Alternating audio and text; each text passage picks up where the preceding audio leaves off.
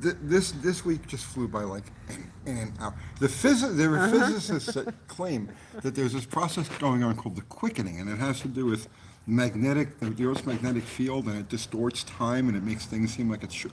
And I really think that's what's happening, because it's like a week goes by and it seems like 4 hours. What's up, Chongo68? Chongo. Vincent Caruso, Chris Greenaway, G-Main, 72 Mercury Montego. 1989, and Adam Culbertson. How is everybody doing tonight? Let's see. Nathan McCree, Zuji22, Joe K, ding, ding, ding, ding, ding, Stan Lincoln. It's been a rough week for us. Fubar. What's going on, brother man? Yes, Kathy lost her beloved cat. DeSoto has passed on. He's crossed the Rainbow Bridge. He's pooping with Jesus now. Yeah, we lost DeSoto this week. Yes. We didn't know that it was going to happen. So, but we ended up, we had to. He was sick. He was sick. He was sick. Yeah. He was sick. Oh no, I know. He had cancer. We found out that he had cancer, and he had a lot of cancer. And then She took him to this one vet like 3 weeks ago, a month ago. Yeah. And the vet was like, "Yeah, he's fine, nothing wrong with him." And she's like, "But look at his he's fine." She's like, "Bring him back in a week. Here's a $200 bill." Right. Yeah. I have a vet that's over in Smithville, Dr. Burke, the Animal Clinic of Smithville. If any of you guys are in Middle Tennessee, for me it's like a 120-mile round trip to go to. But I won't. My dogs. That's the only place they'll go. She decided she wanted to take. Well, it was Christmas time. Oh, we yeah, couldn't get an appointment. And then I took him December 23rd because it was Christmas, and I waited there. And it was busy, but she saw him and she's like, "Oh, here's what did she give him? Like a steroid shot?" And that was Something, it. And yeah. she's like, "Oh, I didn't see anything." Thank you, Ari. R.I.P. DeSoto. Yeah. And then he just started to get worse and worse, and then I took him to the vet this week. Well, What he day didn't have an was it? appetite. He woke up in the morning. He woke up didn't one have an morning and he appetite. wasn't eating. So that's the telltale with any dog or cat. When they stop eating, that's it. They're in shutdown. So I took him, and then he was diagnosed with a lot of cancer. So, yeah. I miss him a lot. DeSoto always loved seeing him pop up. Yeah, I know. Also, while we're on the subject, Austin from the Junkyard Jets lost his mom this week. So if any of you guys know them or whatever, you might want to pop in and offer your condolences over there. Thank you, Landom Custom Classics. Thank you, Danny Boyd. Thank you, guys. Thanks, Unity. Andy. Hey, Andy, what's going on, man? It was a rough few days. Andy, we still on for the 11th? I'm looking forward to this. I was watching last night. I was watching No Prep Vids. Was it FIP? What is that? FIP. I don't know. Some Oh, FIP. feline. No, he had cancer. Like, it was all in his intestines and his rectum, and he couldn't go to the bathroom anymore. And they couldn't do any surgery. Like, that's how bad it was. So, yep. Always tough to lose a pet, their family. Yep. That's the truth.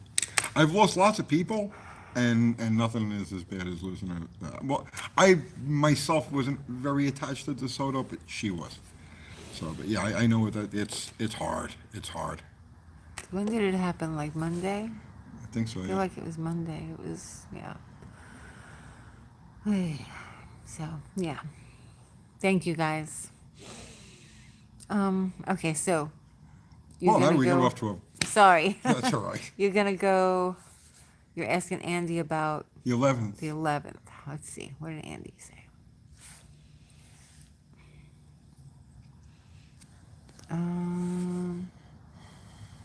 He didn't say yet. Okay. Lots of good feedback on that video that David posted. The carburetor video. Mission Impossible. So if you guys haven't seen that and you're following it, check it out. Excellent stuff. Landom Custom Classics sent $2. Says, appreciate your live streams. Y'all are great. Thank you. Appreciate that, man. Let's see. Yeah, he says, yeah, we're still on. Excellent. Okay. I guess I'll meet you there in the morning of the 11th. You should probably text them. I'll tell you. Right. I'll text you. Yeah. And you're not telling anyone where you're going? Is that what you're doing? No, we're not telling anyone where we're going. Okay. We're going to an IHOP. Right. We've decided that we want to get together and go to an IHOP. You know, it's not gay, you know, if there's pancakes involved. Wow, that just gave me a headache. What did? That sentence. It's not gay if there's pancakes involved. No, I'm telling you. Okay. Are you going to Power Tour this year? Probably not, but we'll definitely sending something. I don't know what, but I don't know who or what. But yeah, Nathan says, can't wait to see Tony race Andy. Going to be awesome. yes, we're both looking forward to that. Let's see. Chase Lames. What is Tony's go vehicle for No Name Nationals this year? I won't be attending the no-name nationals. Let's see. Let's see. Can you lock out a distributor on a stock cam? Yes, absolutely. Actually, it really works very well with a stock cam. Okay, so the time thing that you're talking about, that's real, right? Well, yeah, there's physicists who talk about it. It's a concept called the quickening. The quickening. The quickening. Is everybody Googling that right now? And it has to do with the Earth's magnetic field and the poles, Yeah. which are shifting and doing all of this stuff. I am not a That's physicist. normal, right? Yeah, Yeah. but evidently it has an effect on time I think or our so. perception of time. I can't get anything done. Well, seriously, the days literally fly by. What do you guys think? Do you think that the days are faster than normal? Or is it just we're mentally ill? I feel like it's like 7:30 now. I feel like I just got to the shop this morning, and like I haven't even started the day yet. Yep. Yep.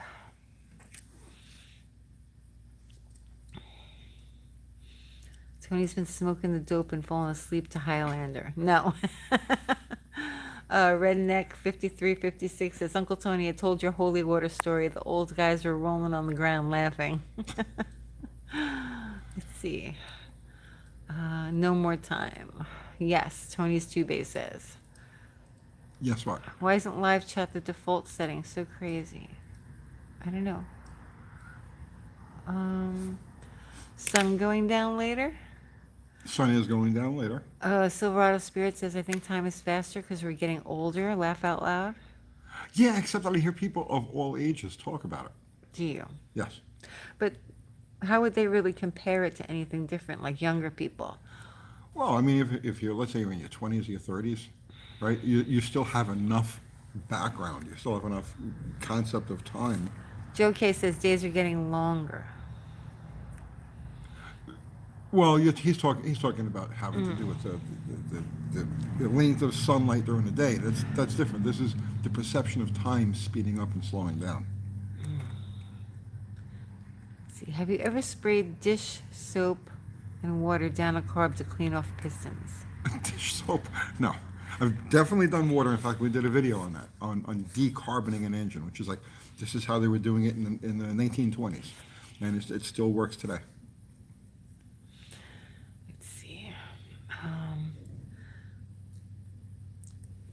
Gracie Ventures, sorry. Tony, I've talked to you about my truck a few times. It's a 454 in short bed, K10. The MSC ignition box went out. The mechanic I took it to said to just go back to a distributor to be the most reliable. And he's right. Your name says it's old age, time speeds up. I guess mean, 'cause listen, you're that's a old. possibility. I don't know. But there's been a marked increase or decrease in the amount of available, what seems to be available time. We're also trying to do a lot. We do a lot. We're trying to We do a lot. We do a lot. Let's see. They just said that the Earth's core was slowing down. Yeah, that it might stop and go in the opposite direction. Which is like a normal thing that it does every however many years, but also the poles shift, and it affects the magnetic, who the hell knows? I'm a mechanic. I'm not even a mechanic. I play a mechanic on YouTube. Yeah, I don't know. I don't know either. There's just not enough time in the day to do everything we've got to do.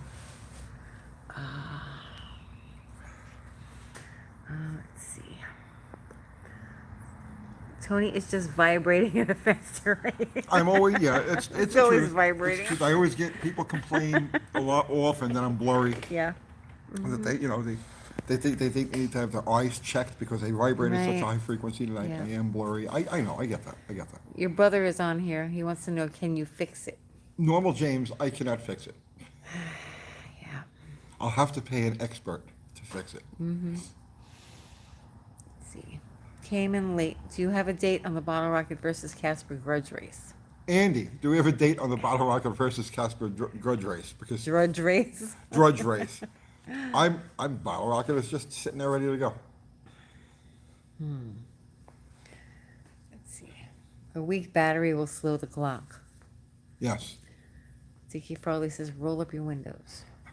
Roll up your windows. Numbnuts. Hey, Uncle Tony and Uncle Kathy was catching up on bids and had to finish your last video. Was it okay? I don't know. I hope. I don't know. We haven't had a big view one in a while. It's been like, I know. geez, probably a couple of months since we've had one that went. Well, because we've been doing Yeah, the we've done build a lot series. Yeah, Let's see. we're John. just bouncing along. John M says, just watched the latest video. How long in storage can oil remain in the cam and lifters? In the lifters, it'll stay literally forever. Well, no, we shouldn't say that because it'll get pumped down. So I don't know. It just depends on the bleed down rate of that lifter. There'll always be some in there. It won't go completely empty. But yeah, there's no way to tell how much oil is going to actually stay on the surface of the cam and the lifters, which is something I should have looked at while I had that engine apart. Silver Out of Spirit says, just wanted to say I'm a fan and am about your age, Tony. Really appreciate you freely sharing your knowledge and lifetime experience as a mechanic with everyone. Love following your channel. Well, thank you. I greatly appreciate that. Did you run out of content? Yes, I said before, I ran out of content on I guess it was August 18th or 19th, Yeah. 2020, and we've been bluffing our way through. I make a lot of the stuff up as I go along.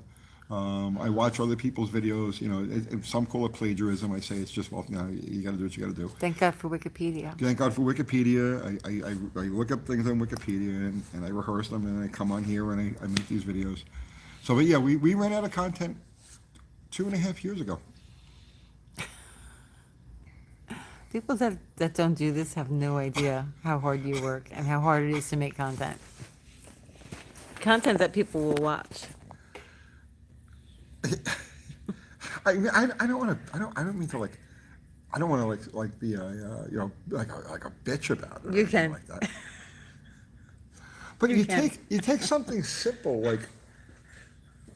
You take something simple. You're putting together an engine out of like just stuff that you got laying around, right? Every single bit of it has to be prepared in some way or another. It's got rust on it, it's got dirt on it, it's got gaskets burned into it, it needs to be filed, it needs to be sanded, it needs to be smooth, it needs to be hit to the wire wheel. It's like, okay, I gotta put a water pump on the thing now. So, I mean, I know this is a good water pump, right? But like, look at it. So before I can put it on the motor, I gotta clean that. So it's like, And you actually clean it. You don't have any little right, I helpers. do that. So it's Hidden like in the now I'm gonna take background. this thing. I'm gonna take this thing over to. Oh yeah, I guess I could just go buy a new one, right? Yeah, I know, I get that, right? But this one it's impeccable on the inside. The bearing feels good and tight. And I'm like, okay, I'll use this one. And these big black Chrysler pumps are like eternal. So, but the bottom line is that I'm gonna spend like probably an hour, making that thing presentable so it goes on the engine. And like literally look here. A water pump housing. You did that. Yes, I did this. This started out as a rusty, crusty, water pump housing and water neck and all of that, right? I mean, it takes time to do this. And then I had to go get the fittings to block off where the water hoses went. I needed the fitting for the water temperature gauge. So you're saying you actually do your own work. Yeah, there's a lot of time and effort that goes into something like this. Just getting the old fittings out, which were just rusted, jammed in place. You know what I mean? It takes time. And that's what people don't understand. you know? Or they think that you have somebody else do it. Yeah, every one of these bolts had to be like taken to the wire wheel and threads chased, and there's hours into this water pump housing, and it's like you can't make content out of that. I can't make a video out of this. I mean, Some people do. Yeah, a lot of people do, but I can't do that because I don't feel that my viewers getting any value out of me sitting there on a wire wheel cleaning, and it's just no. You know what I mean? I'm not going to do a video of me chasing threads on a. Ain't going to happen. So this is all like multiply this by every single thing, every single device in my world, and this is what I got to go through. And there's hours and hours and hours of this. That's just plain preparation. That it's not content, and it's just not even noticed. Like you won't notice that. You're not supposed to notice that. It's just a water pump Take it housing. for granted, But yeah. you got hours into these things. That's where the time. I guess really that's where the time goes.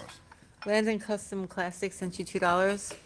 He says, I just record everything and hope someone watches. Everybody does different kind of content, right? There are a lot of people. Oh God! Just What? What's the matter? What? this damper. You know how much time I got in this damper? It's gonna look. This is like show and tell.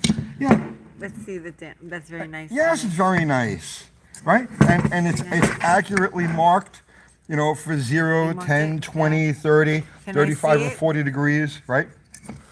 And it's like, that takes time, and then finding the right bolts for this thing. All of this stuff takes time. You don't have people in I the don't have- background that Yeah, I do don't it have, for there's you? no fairies or elves to come in and do this stuff. So, Yeah, I know. but yeah, a lot of YouTubers will make content out of that, and people do like to sit and watch that sort of thing. It's like an ASMR, deal or whatever, where they put the fast forward on. But that's not the kind of content that we do. We try to do an informative type of content, like where if you watch one of our videos, my goal is to either teach you something you didn't know, or get you to think of something from a different perspective, or just get your thought process in gear, or get you inspired, right? Like that's the criteria. And slaving away on the wire wheel and priming things and painting them with Rust-Oleum, I don't consider any of those things to fit into those categories, so we don't do them. James DeFeo says, I find your videos interesting, but can't you talk about something other than cars? It's kind of played out. Maybe a how-to color in the lines video to change it up a little. If I knew how to color in the lines, I would. So celebrity life Oh. is rough. Yeah. People Right. have no idea. Yep. There's hours and hours and hours of prep work. Mopar that goes Man into all says, of that Tony, stuff. if people are willing to watch golf, then they're willing to watch someone use a wire wheel. Yes, and there are thousands of channels out That there do that. that do that. We're not one of them. We don't do that kind of video.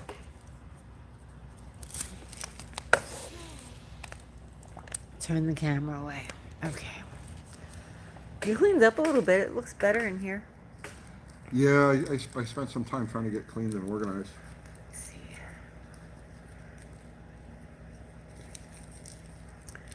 Dylan Stafford says, hi, Uncle Tony. Hey, what's happening, Dylan? Hemihead68 sent you $4.99. Thank you. Keep up the great work, you two. Thank you. Numbnuts. Uncle Tony didn't help me much with my 1927 Studebaker, though. You have a 1927 Studebaker? You didn't ask.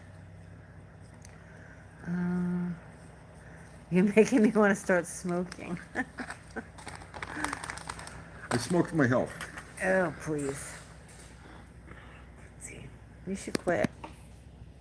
You're right. I'm going to quit right after I have Greetings this. from Alaska. George Nemec. What's happening, man?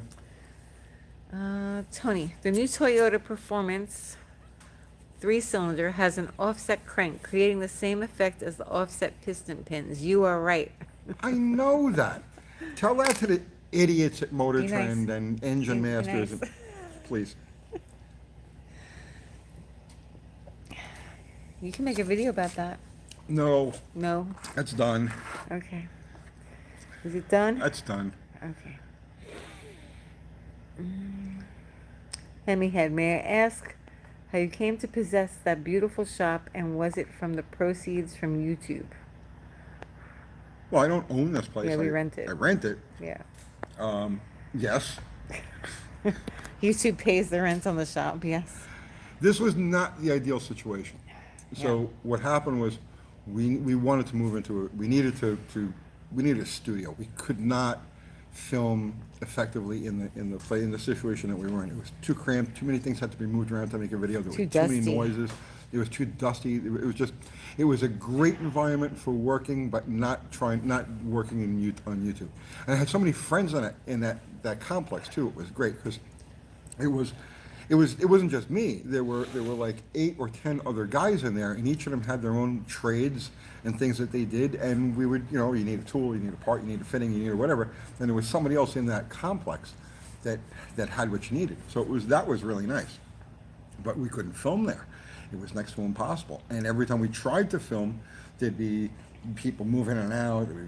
There was jackhammers going hammering, off, yeah. There's lots right? of hammering all the time because somebody was doing like woodworking or something next door. Yeah. So there's always like buzz saws and hammering, and it was really hard. So I went looking for a shop and looking and looking and looking. There was nothing. I couldn't find anything. And then we ended up with this place, which was more than I wanted to spend and further away from my home base than I wanted to be. But it was light, it was lit well, it had a clean floor and everything, and it had room for expansion. So we dove into this. It'll be 2 years in April. Right. So it costs a chunk to keep this place going, but thankfully YouTube is good to us, so we're able to swing it.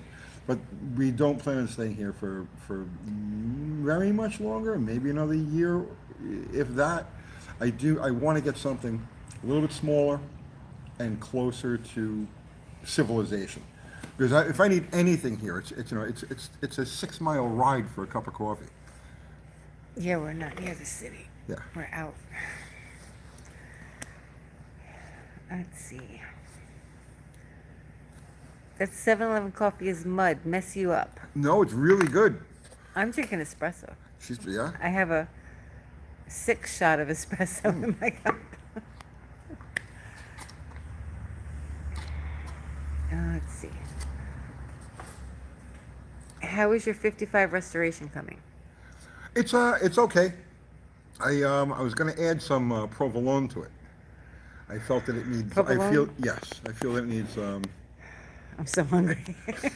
Did you have to mention food? Well, we'll do an update on the D&D Speed Shop Tribute 55 Chevy wagon I mean, we could walk over this there. week. It's not a big- No, I don't want No, to you spoil don't it. wanna I don't want to spoil spoil it. Okay, so Grace Venture says, okay, I took his advice, got rid of the MSD box. Are those obsolete? Truck does seem to run smoother and actually have more power without it. Should I get headers or an 850 Holly first? Okay, people put MSDs on. Okay, the MSD is a crutch. Most people will not tune their carburetors correctly, and so they're extremely fat at idle and just off idle, and the MSD cleans that up. That's why you see all these flipper cars. They put a big cam in it, it goes whoomp, whoomp, whoomp. They put a carburetor on it. They know nothing about tuning, but they got to make this thing not die as it's sitting there idling. So they put an MSD box on it. So what happens is if you have a properly running carburetor, a properly tuned carburetor, or a properly tuned combination, and all you do, you make no other changes, but you add the MSD to it. What you're doing is you're actually leaning the mixture. So at idle and low speeds, it won't run very well. It won't run as smooth as it should. So that's why when you took it off, it ran better. It wasn't the fault of the MSD, it was the fact that it wasn't needed in that situation. I mean, there are other benefits to the MSD on the other end of the RPM spectrum, but the primary reason that people put them on street cars is because they can't get them to idle or just drive along in low-speed traffic. This is the can of worms I was trying to open. Haha, he says. Okay. It's not really a can of worms. Lost Cadaver, Tony, what do you think of my big buy of 2023 a 66 Coronet 440 wagon, 3.3 powered, 411 rear. Nice. Very nice. There's, there's a 66 Coronet wagon in McMinnville. Kathy and I looked at, I guess, what was that? Oh, God, you know what? That's like 8 or 10 years ago now. I wonder if that car's still there. The one in the woods? Yeah, we couldn't get it out. Oh, we didn't try and get it out. We wouldn't have been able to get it out without cutting down trees and moving other wrecks out. Oh, of it. yeah. There were Yeah. trees all grown around it. Yeah, we It pa- was in rough shape. It was okay. It was usable. It was all there was. Factory 383 4-barrel, dual exhaust station wagon. It was blue. It was dark blue. It was rough because it had been sitting in the woods probably since the middle 70s, but all trees had grown up around it, like real trees, and there were wrecks all around those. So there was no Yeah. practical way without a helicopter or spending like a ridiculous amount of time digging this thing out. So we Well, passed you would on have it. had to go in with the saw and just cut down a lot of stuff. It was more than that. There was other cars. There was like creek. There was like it was just it was. It had it a was, salamander on it. I remember It that. had a salamander Yeah. on it. That's right. It scurried across the hood. Dean Brown says, sorry, I can't watch your live tonight at a dinner show now, but hi to the uncles anyway.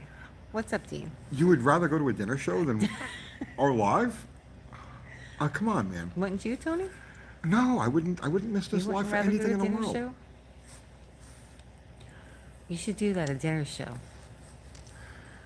Have we ever been to a dinner show? Is that like, Yes, what dinner show have we been to? we went to that King Henry's feast. Oh, yeah, that's what I was going to say. Is that right? Yeah. I remember that. Norm Wilding was working there. Is he? Yeah, Yeah? Norm Wilding. Oh, is it in Florida? It was in Florida.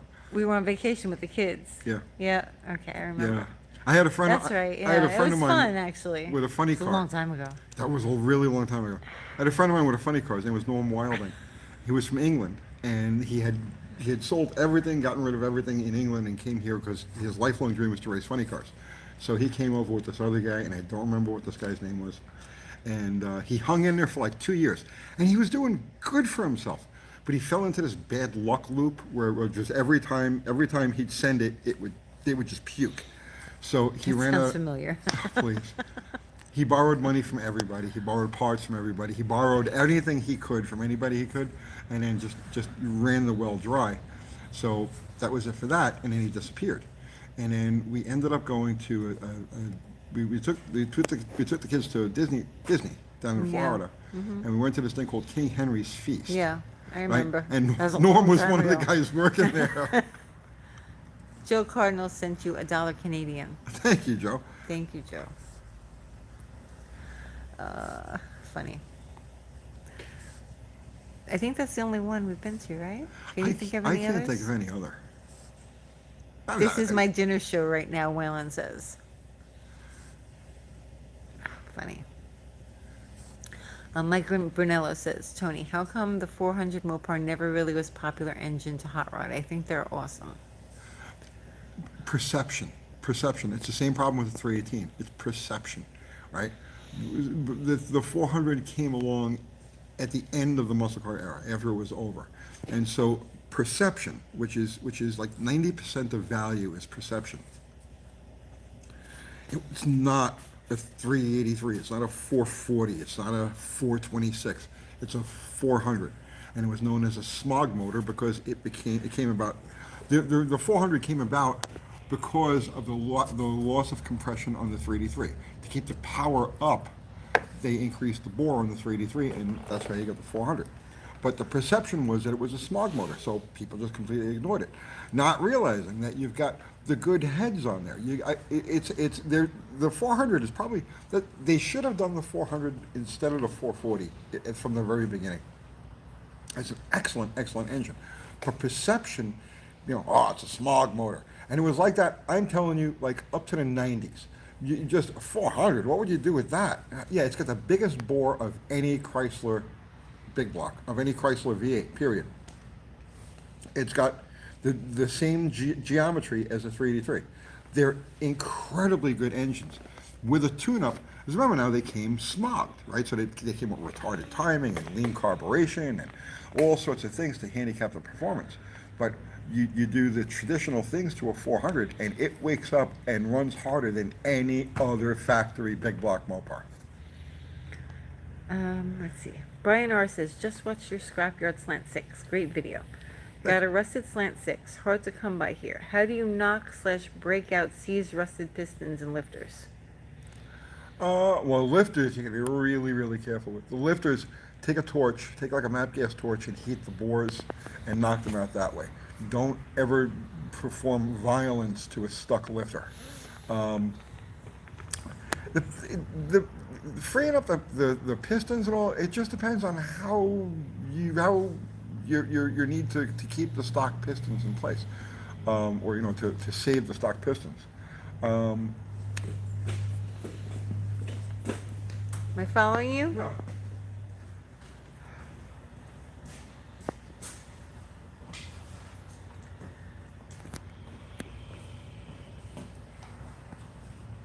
This is a piston that was stuck in a what was this? This was a 318. It was a piston that was stuck in a 318. So what I did here was I drilled a hole through the center of the piston and then used a Sawzall to cut a wedge out of it. And then once you cut the wedge out, it'll release. You know what I mean? The tension will release, and you can be able to knock it out really freely. So if you're not trying to save the piston, if you don't care about saving the piston, this is the best way to do it without damaging the cylinder walls. But yeah, that's one way. Very nice, Tony. Yes. So you work on things. Yes, I work on things. I work on things constantly. You're gonna have to do some work on camera. Now this would have been a video. Yeah. That actually would have been a pretty good It video. would have been a good video. But what happens is I'm working on this stuff, and it's like 7, 8, 9 o'clock at night, 10 o'clock at night. She's home. I don't have the camera, and it's like, well, I'm not going to stop what I'm doing because I can't film it, so I'll just go ahead and do what I got to do. So there's a lot of content like that actually doesn't get done just because of the logistics of things. You have to make sure you keep the GoPro here. Well, I try to. If I shoot something on the GoPro, I run it back to you at the house, you edit it and put it up, and I come back here, you've got the GoPro. Right. So, Yeah, that's true. Well, you could wait for me to load it and then take the GoPro back with you. Right? yes, That's doable. that's doable. What could possibly go wrong, Tony? I don't know. Everything. Gets Everything better has the oil potential. pressure with holes in the pistons. Yeah. That's what you should tell people. You should What's do a that? video about that's a serious thing. You know? That's one of your speed secrets. Holes in the Holes piston. in the, well, yeah. We got to lighten the Oh, piston. wait, April 1st is coming. Yeah, okay. Okay. That was funny last year. What did we do last year? Oh, you don't remember? No, I don't. It's all one. Remember we were sitting in the truck and we were all upset. I don't know how we're going to do this. Remember? No. Oh my God. What did Our we do? video? And I got mad at you and I stormed away. You don't remember? Mary's Man Cream. Mary's Man Cream. That Right. was a year ago. It flies. I still remember, my favorite, I still think to this day my favorite was our 101st video extravaganza. Yeah, that was my favorite too. We should reload that for everybody that missed it. That was 1,000 videos ago. I know, we'll have a lot of unsubscribes from that one. We've done over 1,000 videos. It doesn't show the counter. It doesn't show that we have 1,000 videos for some reason. I don't know why, but we've done over 1,000 videos, published over 1,000 videos. I know. That camera that I have, it's over 3,000 videos that I've shot. Yeah. And that when I had used the phone before that. So Yeah. there's a lot of footage. So, yep. Let's see. Where are we? Gary Lilly. You should show folks how to string a car as an alternative to taking it to an alignment shop. Okay. You know what? It's also a great way to center wheels in the frame. Honestly, I've never done it that way. I'm not knocking it. That's a good way to do it. I've never done it that way. I got into the habit when I was a teenager of doing my own alignments. And I'm going to tell you exactly how I do them, for better or worse, and this is why I don't do any videos on this sort of thing. For better or worse, this is how I've always done my alignments, all right? I'll put all of the front end components together, and I'll line them up by eye, okay? Then I'll leave the tie rods loose, right? I'll leave the tie rods loose, and the upper control arm bushings, I'll leave those like just snug, so that I can get at them easy. And then I drive the car. That's all I do. I drive the car. I find a piece of straight road, and I drive the car. And if it's pulling a little bit this way, I'll pull over and I'll go a quarter turn, like let's say up on the side that I suspect needs to be brought in, and then I'll drive it again. And if it pulls a little bit less, then I go another quarter turn up, and then that's it. And then if it's a little bit different, then I'll go to the other side and I'll go like a quarter turn down. And then if it's not, so it's like a trial and error thing. It takes more time than doing it the string method, which I'm not arguing with. But it's the way I've always done it, and I just feel that it's tailoring the reason I never stopped is because I feel that it's tailoring the car's suspension to whatever changes or weirdnesses may have happened to its unibody over the course of its life. Good answer. I think it's a good answer. Zuji22, I hope I said your name right. Sent you 5 Canadian. Thank you. Lots of Canadian loot coming in tonight. Hey, Uncle Tony. I'm building a motor for Circle Track Street Stock, and I want to run around 13-to-1 compression. Is 100, what is that, ABG gas good for a cheap race fuel? I couldn't tell you. I couldn't give you an answer to that. You don't know? Andy, if Andy Wood is still on here, he could definitely give you an answer on that. The amount of lead you're able to run, so you're basing your calculation on a static compression ratio, meaning that just the distance that the piston travels and compresses, yeah, okay. But that's not your true compression ratio. Your true compression ratio is the dynamic compression ratio that has to do with the camshaft profile. So different cam profiles will give you different results. So in other words, like you can have one engine at 13-to-1, your dynamic compression at 13-to-1, that pings like crazy. You got detonation issues up the wazoo, let's say on 100 octane, 101 octane gas, right? And they have the exact same engine, but it's got a different camshaft in it. And it will not, it'll be fine. So it's one of those things you need to talk to somebody who runs a combination very similar to yours, you know, and the cam is super important with this.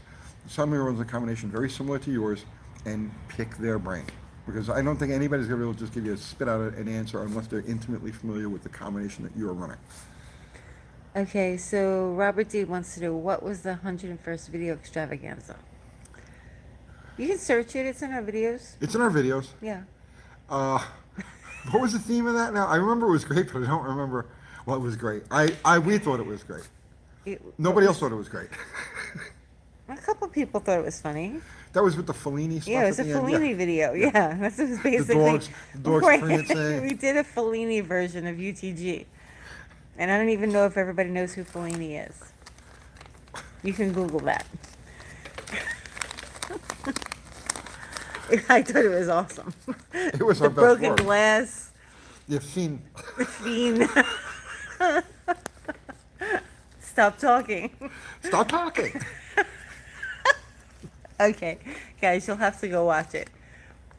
Look up Fellini first, and then go watch Yeah, the you video. have to be familiar with Yeah, Fellini. Federico Fellini. It was a video that Italian movie director, Yeah, yes. we did it for ourselves, really, and we put it out there. I should have made it black and white though, but I didn't have that kind of technology yet. Then I was still shooting off the phone, I think. Yeah. Yeah, that's right. That was like Yeah. one of the last videos he shut off the phone. Yeah. That's right. Hilarious. I wish we could do stuff like that, but we really can't because everybody gets so mad. Oh, please. Nobody's got a sense of humor. It's The difficult. last video you did with the leg. Oh, you're rolling a cigarette. That was, some people were really mad, like angry. Like they're gonna hunt us down to get the leg back. Oh. Yeah, nobody can take a joke too much. The reason she has to look away is because there's community standards, and they don't know that I'm rolling an actual cigarette. They think I'm rolling dope. So rather than take a chance on a community strike, she just pans away when I'm rolling a cigarette. You said dope. Dope. You're an idiot. I'm an idiot. Oh, that was a good video too. The one that you did with the M&Ms. You're an idiot. Remember? Oh, the If, green if you M&Ms? hear me scream at Tony calling him an idiot, it's a joke video. Don't take it seriously. What was the name of that one? That was like, that was really, that was like the Very 20th video beginning, we yeah. did, yeah. What was the name of it? Um, It was a carburetor video. We titled it as a carburetor video. titled it as a carburetor video. It had but nothing to do with You carburetors. didn't do the carburetor video, and that's why I was yelling at you. we did a lot of goofy stuff when we first got started. Because, I mean, we weren't taking it seriously at all. We had a very, very small audience. We had a couple of thousand subscribers. Our friends wouldn't talk to us. Our They friends were wouldn't talk embarrassed. to us. It's okay. But we had a lot of fun. I don't think they still don't talk to us. What was that camshaft video I did up in the tree? Yeah, I know. I think I deleted that one. Did you? I'm pretty sure I I don't think it was a good video. It wasn't a good video. But I did a whole camshaft video up in a tree. Let's see. Is Uncle Tony still in the Distributeo export business? Yes. Distributeos and olive oil. Talk to my manager. Funny. Captain John H. says, I do miss the early days. We had fun. It was more fun. This is a little stressful. Some days. Not every day.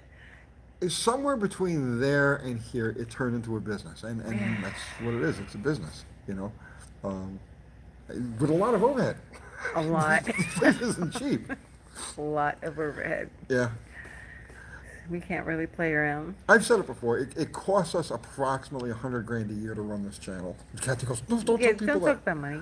No, but I mean, that's legitimately what it costs. You know, when you factor in all of the stuff, the shop and parts and tools and things that we need to acquire during the course of the year, it costs us about $100,000 a year to run the channel. Let's see. Franz Hoover says, thank you, Uncle Kathy, for keeping your idiot around longer enough to share with us. Yeah, she was going to trade me on a different idiot. Oh, yeah, right away. I don't think so. His only field of expertise was Jello.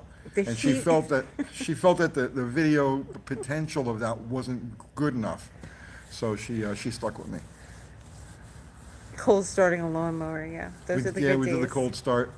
The heating bill must be crazy. We don't put heat on here. You know, funny thing, I don't have to put the heat on. Well, first off, it's been beautiful. It was like 60s today.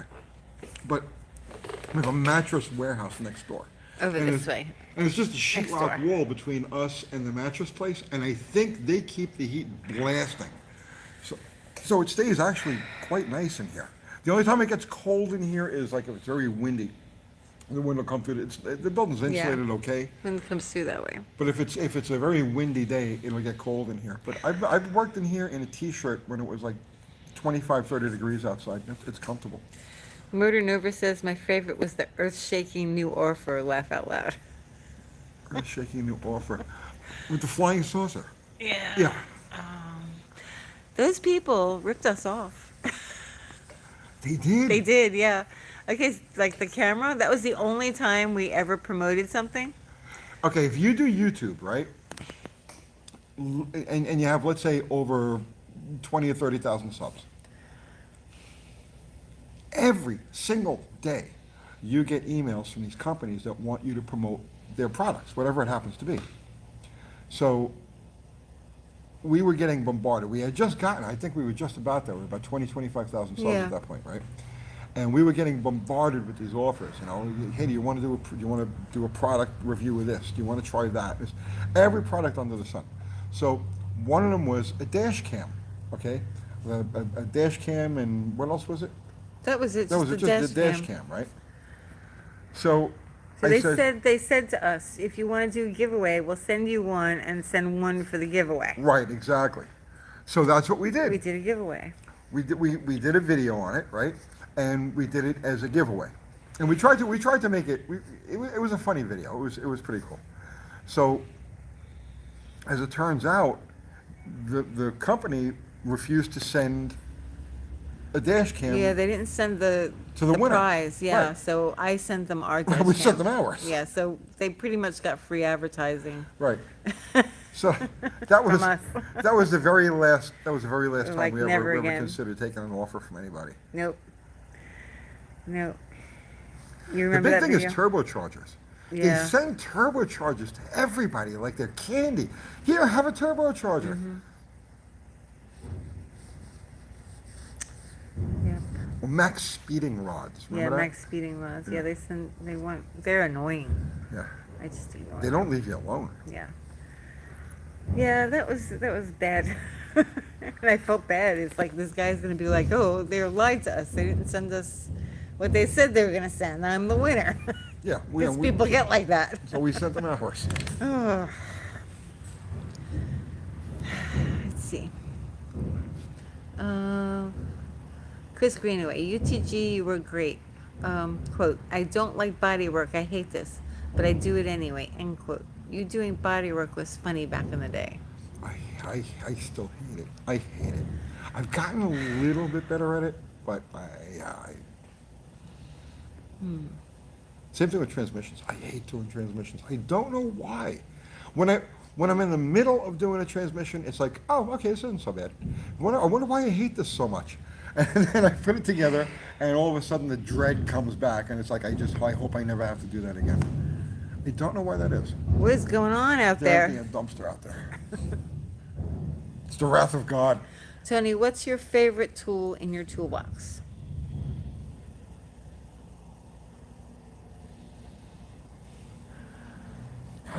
Uh, You gonna go look? I don't know if it's here. Yeah, it's here. Do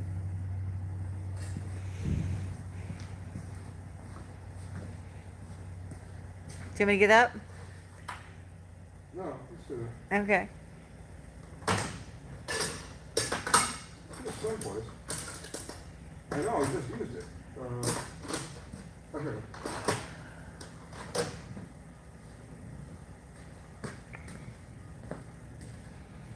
What is it? So back in the 1890s, I was, it was during a snowstorm, and I was on my motorcycle, and there was another guy in the area on Staten Island. His name was Hawkeye, and he was on his motorcycle. And I forget what happened to my bike, but I needed to borrow a wrench. So he had a tool roll on him, and he lent me this crescent wrench. It's adjustable, and I made the repair on the bike, but he had ridden away. It was snowing. It was like, get out of here. And I never saw him again after that. I never gave it back to him. And I've had this ever since. And it is just the perfect size. So when I was doing the drag racing thing, you gain an appreciation for these adjustable wrenches. You use them all the time. Like, anytime you go to the starting line with a car, you've always got at least one, sometimes two adjustable wrenches in your back pocket. You put a rag in one, back pocket, you know, those like the red rags, right? Cloth rags, and you put at least one and sometimes two adjustable wrenches in your back pocket, and you go to the line with the car. And so this way, if during the burnout, or backing up, or the car's going to stage or whatever, one of the lines starts to leak, or you have to make a quick adjustment, you grab your adjustable and you make your repair, or, you know, you tighten, you do whatever you got to do, stick it and go. So I got into the habit of, for a long time, I always walked around with an adjustable wrench in my pocket. And I don't know, this particular wrench, and I always recognize it because it's black, it's a black Husky, you know, and it just works perfectly, it fits the hand perfectly. It's just always so convenient to use. And so I would say that if I have a single favorite tool, it's this one. And Hawkeye, if you're still alive, if you're out there someplace, I got it, it's in good hands, and I'm not giving it back.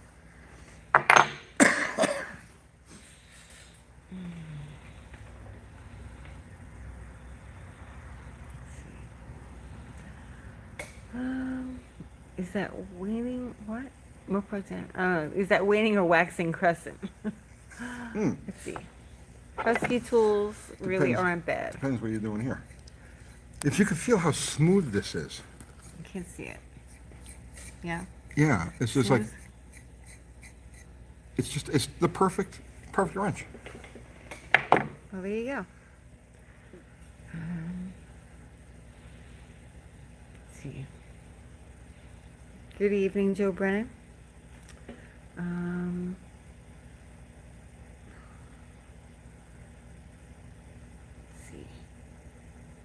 Is it a rhesus or Asian monkey wrench? Okay. Let's see. Just don't wear the red rag in the blue oyster bar. What? I don't know. I don't know what I that don't know means. what that means. know what We that don't go to means. bars, right? You're good. You're safe. Yeah, you always had a red rag in your pocket, and on the back of your tow vehicle, whatever it happened to be, would be at least one or two of those red rags with strips of duct tape. That was known as standard operating procedure. And this doesn't matter if you're the highest of the highest of the high or the lowest of the low. This is just like normal, drag racing stuff that you do.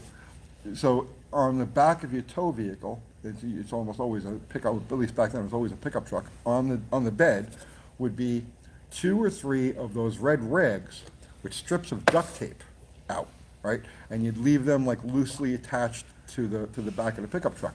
So that this way, if the car does its burnout, it's backing up, going to stage, you see one of those lines leaking and you can't tighten it real quick with your adjustable, you grab one of those diapers and you wrap it around the fitting and you cinch the duct tape and send the car. That doesn't sound safe.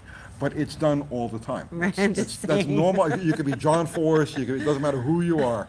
If you race fuel cars, that's Franco. You're out there. I'm sure you've made your fair share of diapers. I haven't seen Franco tonight. He's probably busy. Let's see.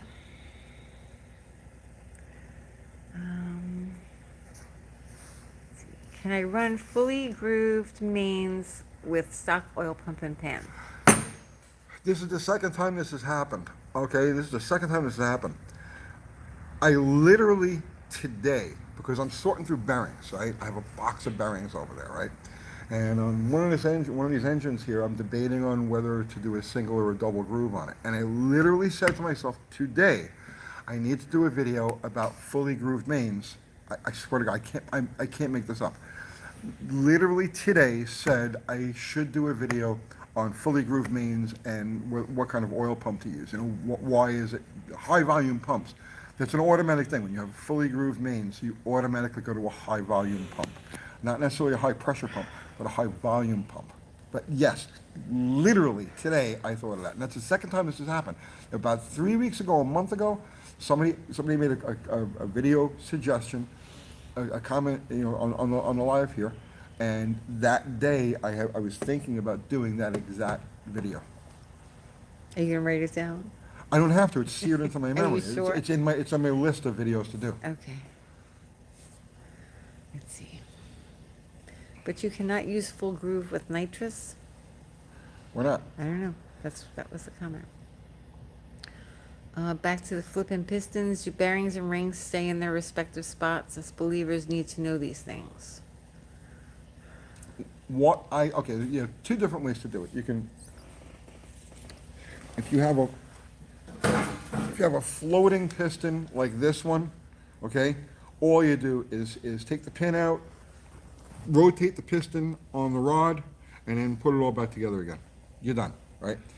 So the rod is oriented so it's got a slight chamfer on one side and it's got a flat surface on the other, and the chamfer part of it rides against the crank cheek. So, and you also have an oil hole, right? So there's an oil squirter hole here that faces, that squirts oil at the opposite side pin, okay? So that's the one way to do it. That's the best way to do it. The other way to do it, if you have pressed pins, and the problem with pressed pins is that you generally destroy the piston taking the pin out, unless you're really careful. I take them out with a torch. But at any rate, what you do then is you take the piston from the one bank where the notch is oriented to the front and the chamfer is facing the crank. You take it, you put it on the other side of the motor, and you turn it around backwards. And now your orientation to the cheek stays the same, and the offset is in the advantageous position. Good job. Yes. Very smart, Tony. Too smart. So smart. I shouldn't be so smart.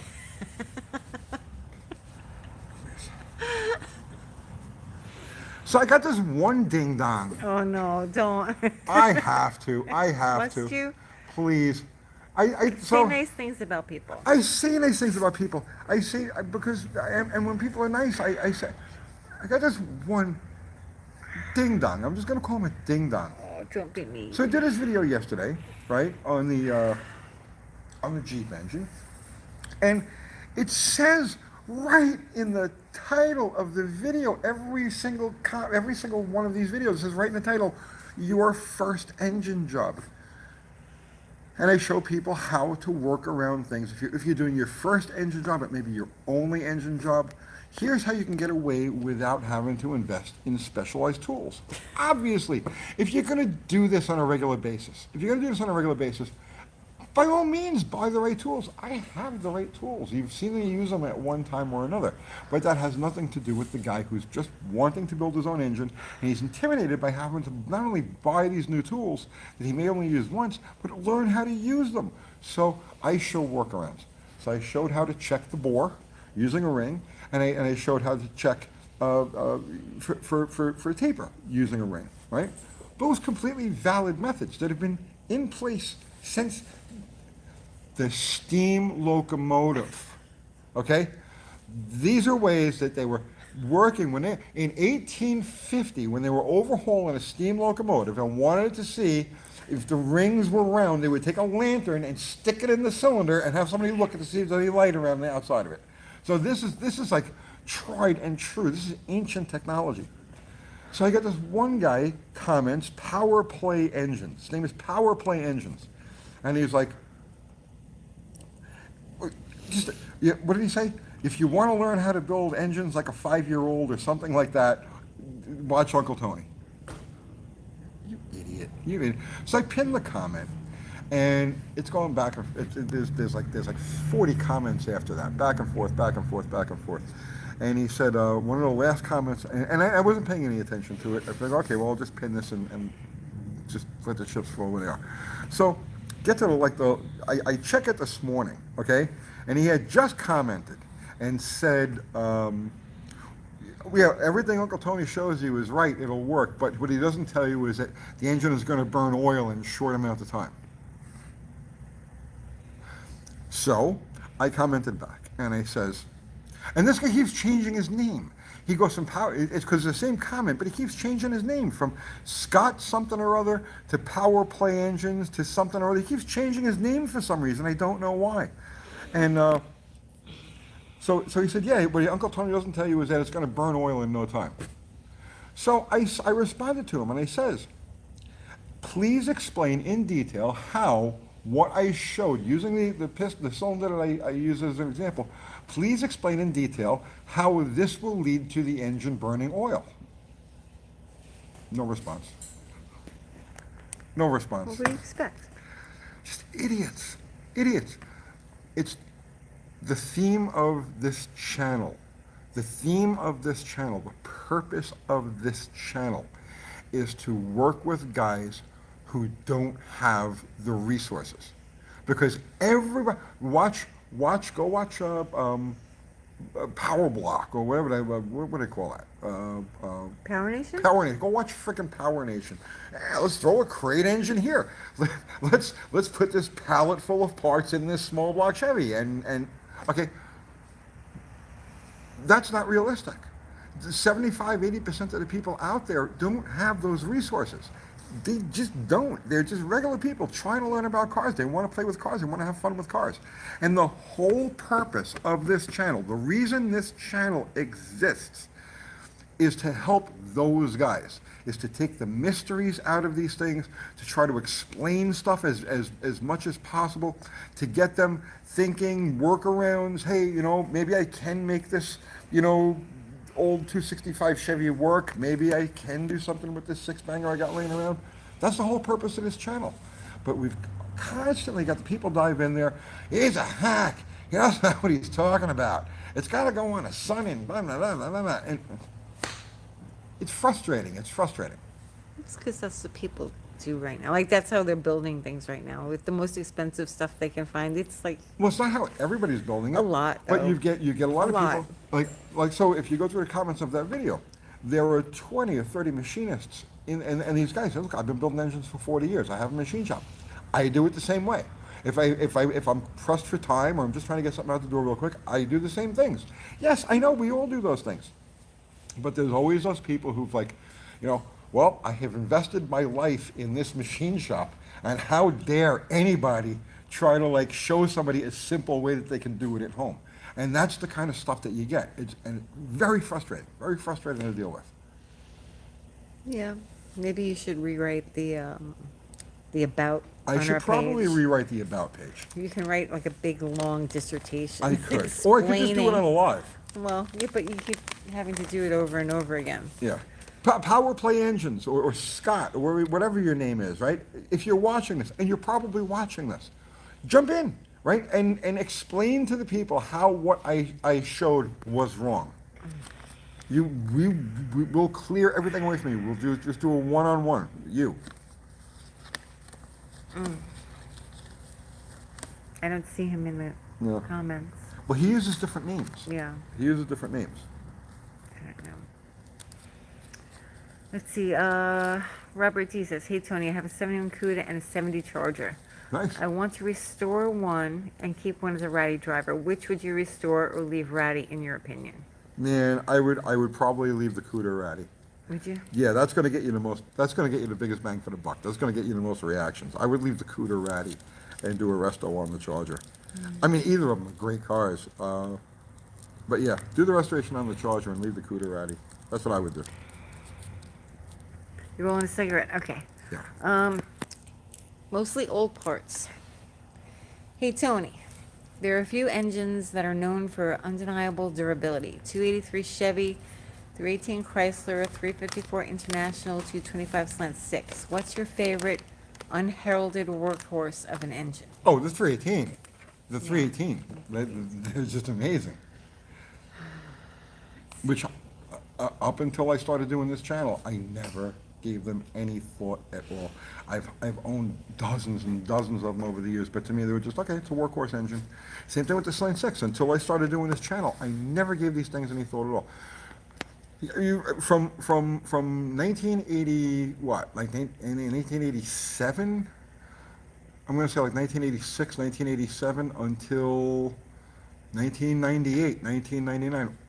Almost 20 years. With the exception of that one Mustang, all I did was Hemis. All I did was 426 Hemis. It was the only Did engine I you was say concerned 20 with. years from 1998? From 1988, Oh, yeah. 1987 Okay. to 1999, Oh, okay. or thereabouts. Yeah. Yeah, so it's 11 years, right?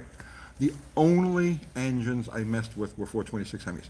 There were a couple of early Hemis in there, 354s and 392s, but the only engines I screwed around with was 426 Hemis. If you went to my garage, you went to my shelves, the only thing you would find on there was 426 Hemi parts. I wrote numerous magazine articles on 426 Hemis. Did everything you can imagine doing with a 426 Hemi. So I never paid any attention to these other engines, the Slant 6s and the 318s and all of that. And then once we started doing YouTube, and it was like, I want to do fun, affordable stuff that like people don't pay any attention to. That's when all of a sudden I started really falling in love with these things. Joe K says, I think this might be a good idea, actually. I'm listening. Even though I know that you don't like the idea of this. I'm listening. Maybe every UTG video needs a disclaimer in the intro. I hate the idea of an intro. I understand, like, we don't do intros.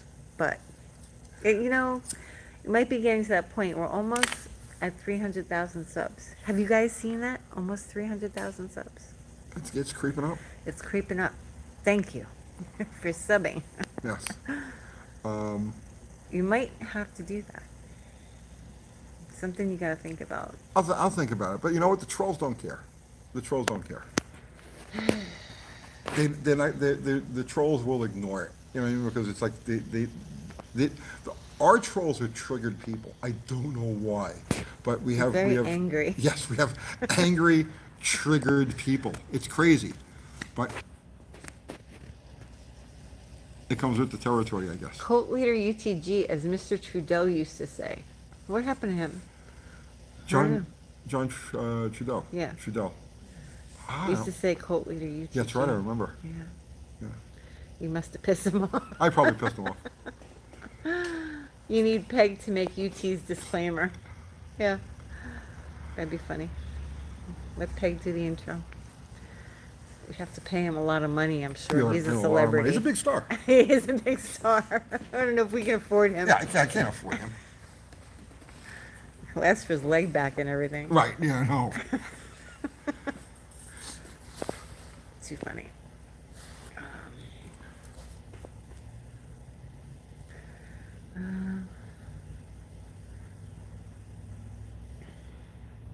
Yeah, I guess he left us, John Trudeau. He may have migrated off. Yeah. Good night, Hemi Head 68. Good night, brother.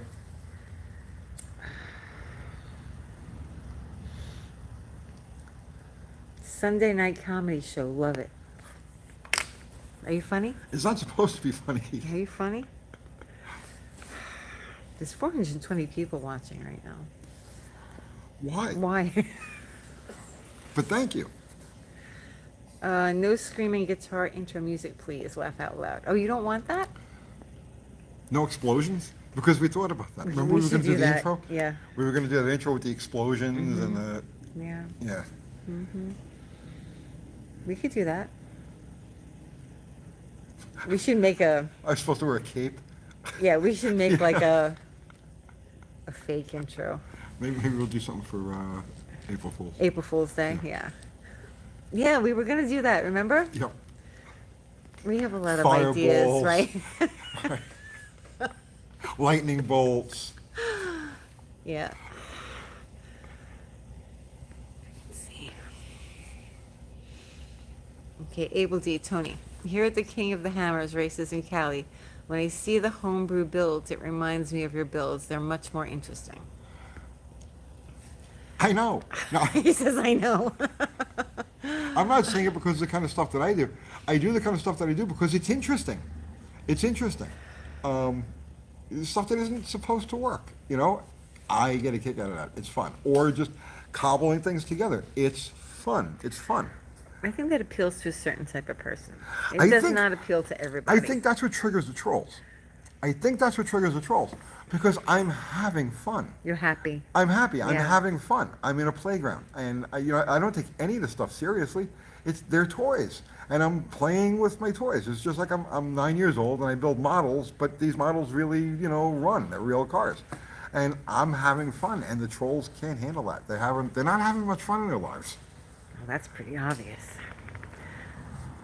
Have you ever really in your life got on somebody else's thing and started trashing them? Ever? would I? Right, exactly. I'm busy doing my own thing. Exactly. I don't have the time or the inclination to get on anything and trash I anybody. have never in my life got on something and said one negative word about anyone. Like, who's got the mental capacity for that? Well, It's something I don't understand. I am a hobby to some. Right. Which is really weird. But like, there's like a cult, a little clique of trolls, and they congregate together every day, and they make videos about me every single day. Like not just rarely, once in a while, but no, literally every single day. Sometimes 2 or 3 videos a day, every day, and it's a group of like I don't know, probably 20 or 30 people, and I'm their hobby. They make videos about me. How weird is that? It's very weird. It's tragic. It's tragic. It's, yeah. Yeah. But I think they get triggered because they look at their own lives and they're like, I live in my I live in my basement. I have tattoos of spiders on my hands. I I'm gonna know. think, They're not happy people, that's for sure. no. Let's see. Larry's Lagoon. How much weight could you remove from a slant 6 forge crank before worrying about the balance? Symmetrical, of course. You don't worry about on an inline 6. You don't worry about a balance because the engine's natural harmonics cancel that out. So that's one of the things. One of the reasons why I'm doing that slant. And I didn't really Which want to one? talk about it. That one? This one here. So Okay. this one here. So here's okay. So I'll give you the plan for the year. Okay. We built out lightweight slant 6 that's in Plan Z now. That's the first car that's going out this year. It'll be March. Plan Z. Plan Z. Plan Z. Yeah. We gonna letter that car? We gonna paint that car? I don't know yet. So that's the first car that's going out this year, and it's going to be March 25th, is it? I don't know. It'll be sometime around March 20th, 25th. So that's the first car to go out, and we're going to use the engine that's in there now. Okay. Okay. So that one there, That one.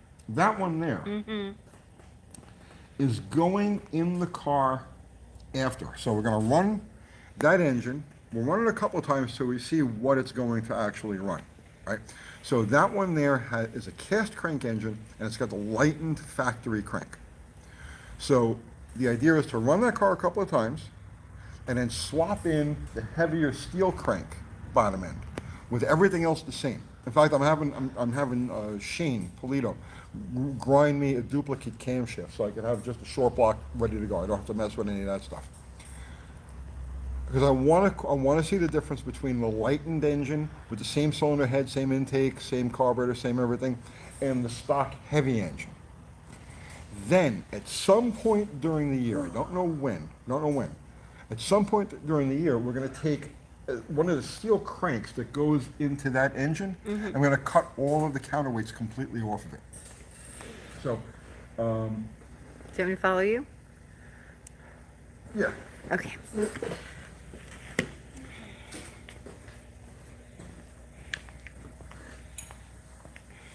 So this is the stock steel crank, and you can see it's got crazy counterweights all over the damn thing, super heavy, and you got this giant bob weight here, right? So the plan after we've run the crank as is to take another one of these cranks and take off all of the counterweights, 100% of the counterweights, and then run it with the same combination, the same cam, head, intake, and the whole 10 yards. And then we can quantify the differences in weight. So we'll have the factory lightweight crank, the factory heavy crank, and then the crank that's as light as we could possibly make it, and see what the differences are.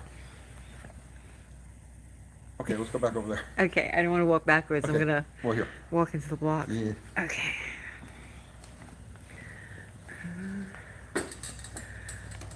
I'm most likely lighter than Uncle Tony. Yeah. Thank goodness. Lots of things are lighter Pounds than- you don't have to shave off the car. I can drive it. You can. I can drive it. You can. Oh, let's see. You get it sorted out first. If you remember correctly, Yeah. the seat is bolted into position for you. Okay. Well, I will drive it. Just get it sorted first. I mean, it's, Does it have brakes? yes, it has brakes. I don't really trust you as far as that's concerned. It has brakes. I trust you in every other. It stops like, it doesn't weigh anything, so it stops like you threw an anchor out the window. Okay. Does it? Yeah. Okay. I don't need a roll bar or anything. No, that car isn't going to go fast enough for a roll bar. You sure I'll be all right? Yeah. But it might crumple up like a piece of tinfoil, no? No, the crash section of the unibody is completely untouched. Everything else is lightened up. Okay. All right. Well, yeah, get it sorted out, and I'll take it. Will it be faster than Mrs. Landy? That was fun, though, honestly. Let's see. Loud Burns. Anybody got a nice 61 Valiant? New. There's a 61 Valiant that's been popping up on Marketplace that was wrecked in the 60s. It was hit on the passenger side front. So the front fender, the front frame rail, and like the windshield is busted on the passenger side. But the rest of this thing is pristine. It's pristine. It's been sitting parked for over 50 years. And what was the last price they had on it? I don't remember what the last price was, but it was cheap. It was like, oh, just go get this thing. But I got too much stuff. I'm trying to get rid of stuff. Rod Hendricks wants to know, are you still going to do a video on 302 heads? Yes, absolutely. I picked up a 318 What are you pointing at? over there. Where? Behind, on the other side of that red box. Oh. No, the other side of the red box. Over here? Yeah. You can't see it from where you Okay. are. I can't see it from where I am. There's an engine with the 302 heads there, sitting on the floor, but Okay. that's not That's gonna go into the daily driver Slinger. I have a 360 in there now, but I wanna revamp that engine there with the 302 heads and put that in the Slinger. We should do a revisit on that car, Which car? the Slinger. What do you want to do with it? Well, people are curious about it. It was 2.5 years ago we did that thing. You know, how is it held up? Right, because you never built a car or finished anything. No, we never finished anything. You know that. I'm not going to get mad. Okay. Yeah, I mean, the car is great. Still driving. Well, we've been using Schwartzy lately. Yeah. But I really don't go anywhere. I really don't. You go to and from supermarket. Supermarket, Church, church, the shop, Hobby Lobby, Hobby. the post office. Yeah, that's it really. I don't go anywhere. Let's see. Chris Greenaway, UTG. You genuinely love what you're doing and inspired me to go into it because in my area there's 3 people. Drunk, stopers, complainers, and genuinely happy people working towards a goal. You just described most of YouTube. Really. Yeah. There's a lot of that. It's kind of everywhere. It It's is just everywhere. life. Just, just do something. You know, not you, Chris. Obviously, you're doing Right. something. Just do something. If you want to be happy, you want to have a life, do something. Just Right. do something. Something productive. Build a freaking ship in a bottle, for Christ's sakes. Just Right. do something. Anything. Anything. I don't know why that's such a hard concept for some people. I don't know. I don't know. I'm trying to be nice, but seriously, it's like they don't get it. No. Just find something to do. Who is that? Who is that? The writer. Who? I forget. I can't think of what his name was. But it was. He said, "Find something you love and do it until it kills you." Who was that? Who is that? Who I don't was know. that? I don't Find know. something you love and do it until it kills you. Is that the correct quote? I'm paraphrasing, but it's something like that. I don't think I've ever heard that exact quote. I'm But sure it's somebody similar. It's similar to a different quote. No, not Hitler. might have been Hitler. I don't know. Could have been. Robert Pirsig. I don't know. Emerson. I actually like Emerson. All of the Stoic writers, they would probably do it. Yes. Okay. Does voltage of a coil correlate with the gap of a spark plug? Does it change with the gap of the spark plug? The resistance in the coil does. I know that is it the smaller? Yeah, I don't know the correlation, the exact correlation or the reasoning why. I'm not an electronics engineer, but I do know that depending on the gap is the temperature, the internal temperature that the coil operates at. That's all I know about it. And that the hotter the coil, the less output it has.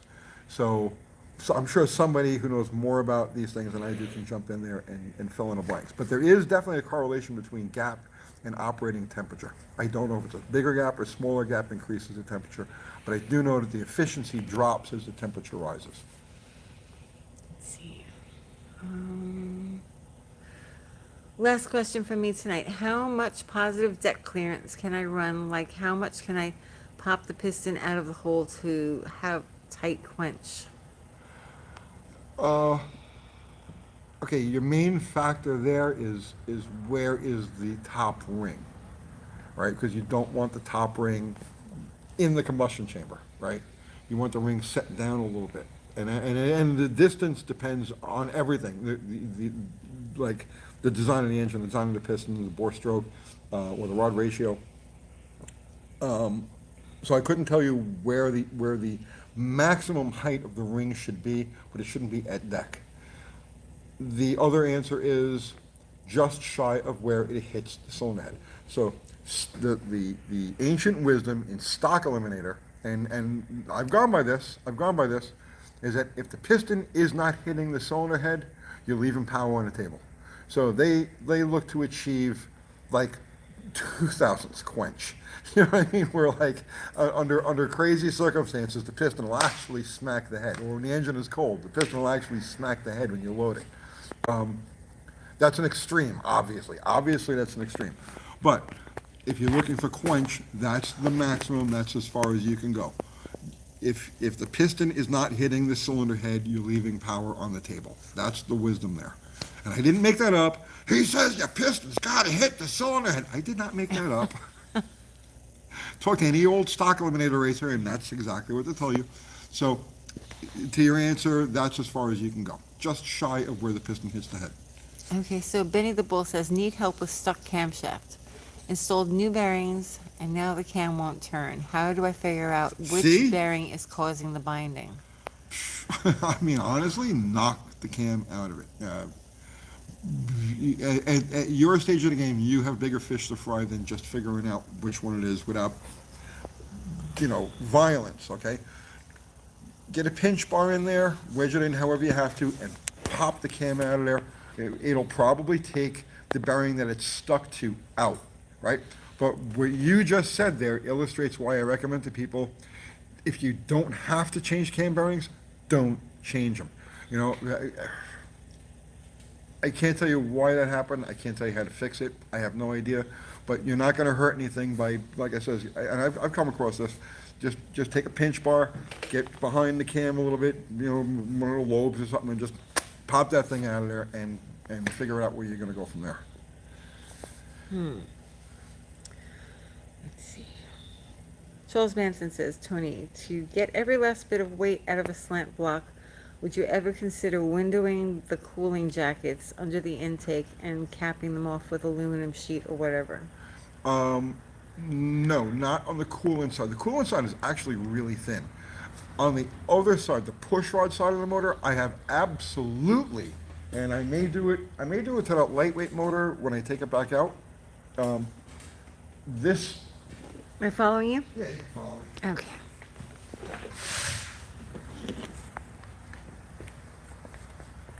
So here's the. What am I looking at? Here's the cam boss, right? And the lifter's right behind it. So I have absolutely thought about cutting this entire section of the block away and just using a piece of sheet aluminum, because there's nothing here. There's nothing here. Here's the deck surface, right? So all of your cylinder head is right here, okay? And then here is just your push rods. And this whole section is literally doing nothing but coming along for the ride.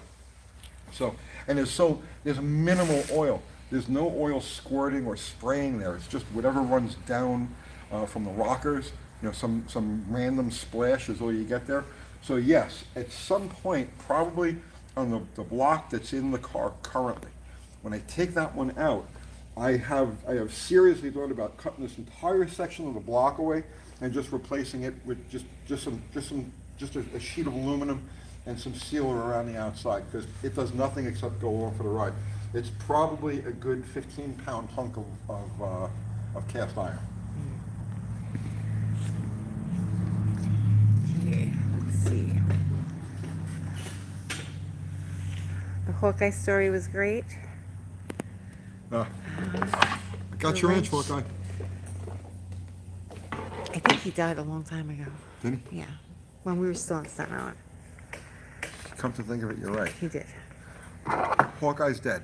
I have his wrench. R.I.P. Hawkeye. Yeah.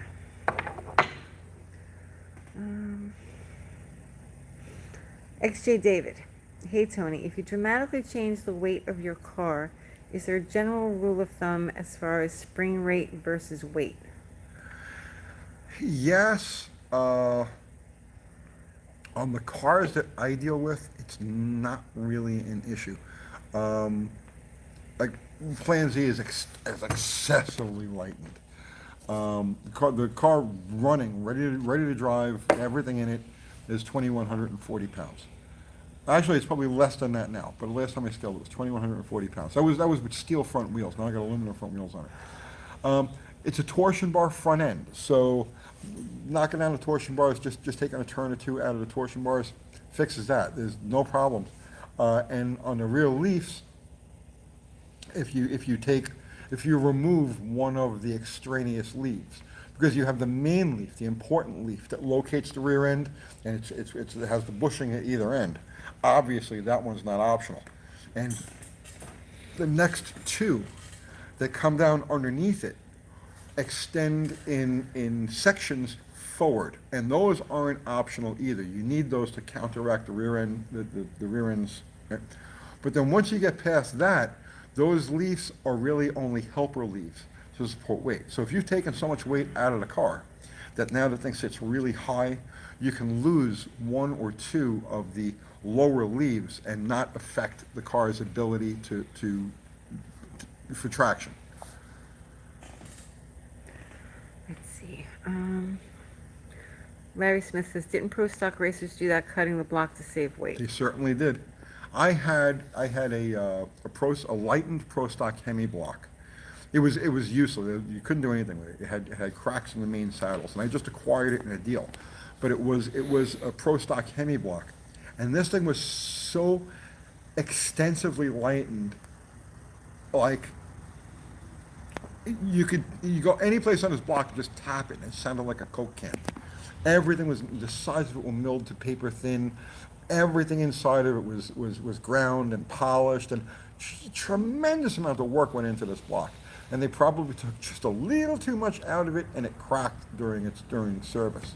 But yeah, I've seen all kinds of lightning things people have done to engines.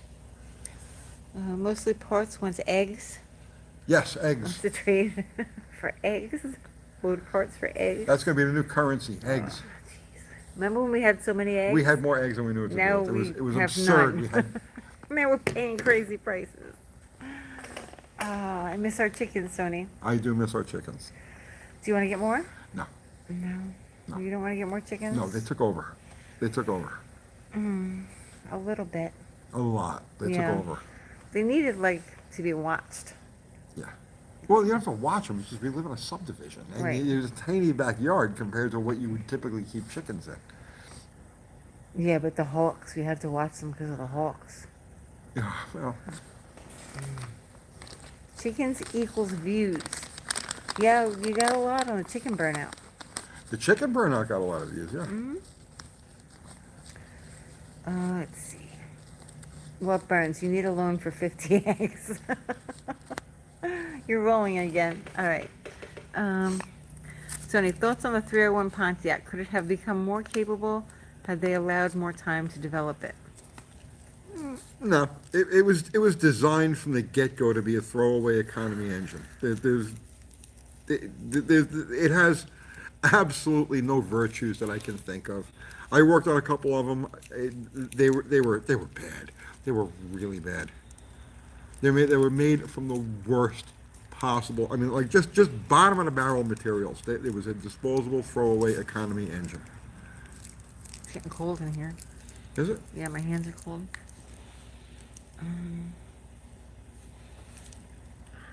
Oops. Sorry. Let's see. What year Slant 6 has the strongest block? I don't know. You don't know. I don't know. I would hazard to say You that. done? Yeah. I would hazard to say that all of them, right up to 1981, when they lightened up the blocks, I would say all of them are relatively equal. Like you don't see Slant 6 block failures. You see rods sticking out the side of them, but you never see main saddles torn out of them or anything like that. You don't see the blocks themselves giving up cracking on their own. So I don't think there really is. I mean, there's probably some that are cast a little thicker than others, but I don't think there really is. Let's see. Leslie Heron says, love your channel. You do stuff like I always have, cheap but labor intensive. My uncle was a huge Mopar guy, had lots of Mopar mags, and your old articles are just like your videos. Thank you. That's very nice. Yeah, that also means I'm stagnant. I haven't changed in 40 years. Well, what could you do that would be different? Oh God, I don't know. What could you do that would be new and different? Nothing. I'm dealing with antiques. Right, but I'm saying, like, What could you do that would be new and different Well, and not deal with exactly this stuff? I, I think everything that we've done so far is a little bit different. It's not nothing we've done is typical.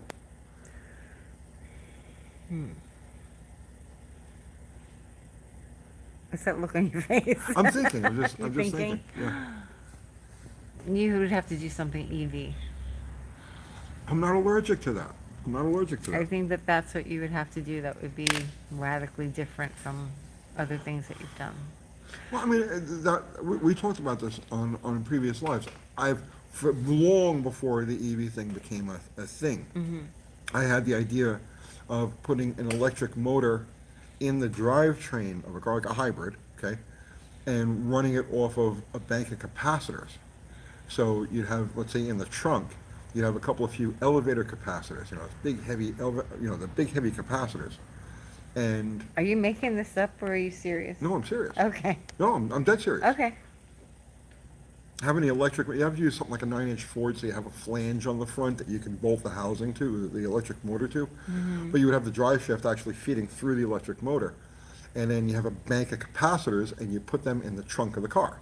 So now, when you launch, you hit the electric motor, and that torques you off the starting line, and then your internal combustion engine runs you through the rest of the track. That's an idea I've been playing with mentally for eons. You gonna do that? Probably not. Probably not. Probably not.